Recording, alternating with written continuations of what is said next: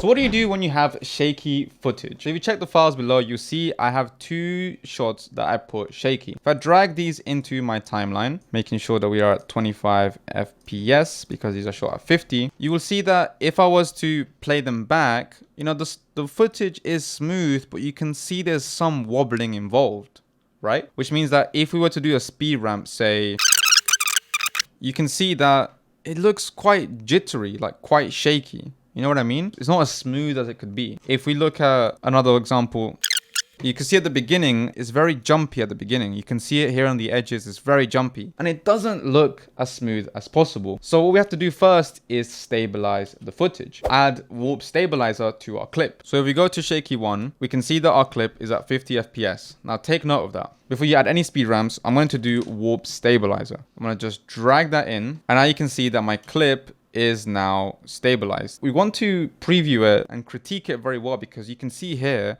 although it is stabilized, it looks actually quite jello-y. So we want to try and change some settings. The first thing that I always do is I take my smoothness down from 50% to 5%. And you can see, while it is much less shakier than before, if that was before and this is after, it's still not perfect. So let's make this 15%. Then we pre-render it. And it is slightly less shaky, but it's very wobbly. So I'm going to change the subspace warp to position scale rotation. A little bit wobbly, which will be shown, but it's a lot better than before. If I still don't like it, I like to do detailed analysis, which takes a little bit longer, but it's 100% worth it. That is a lot better. So that's before. And now that's after. A lot smoother. And now there's another problem. We can't do speed ramps to this anymore. And the reason we can't do that is because we are not allowed to add a velocity change when we have stabilization. You can see that even if I right click speed duration 50%, we get an error. Warp stabilizer and speed can't be used on the same clip. So in order for us to actually use this, we have to right click here, nest, okay.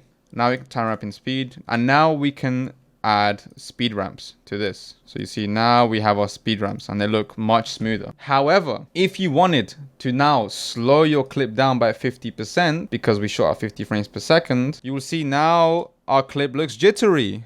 What? What's going on?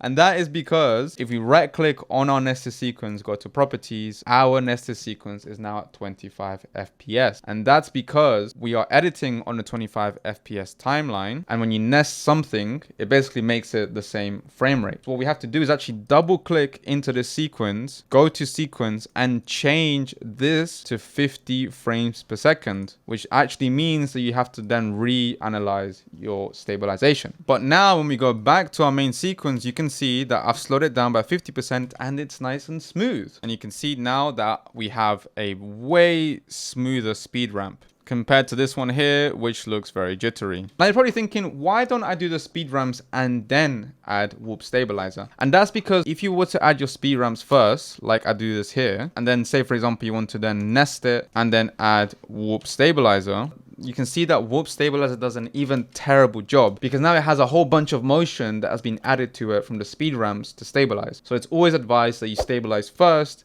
and then you do speed ramps.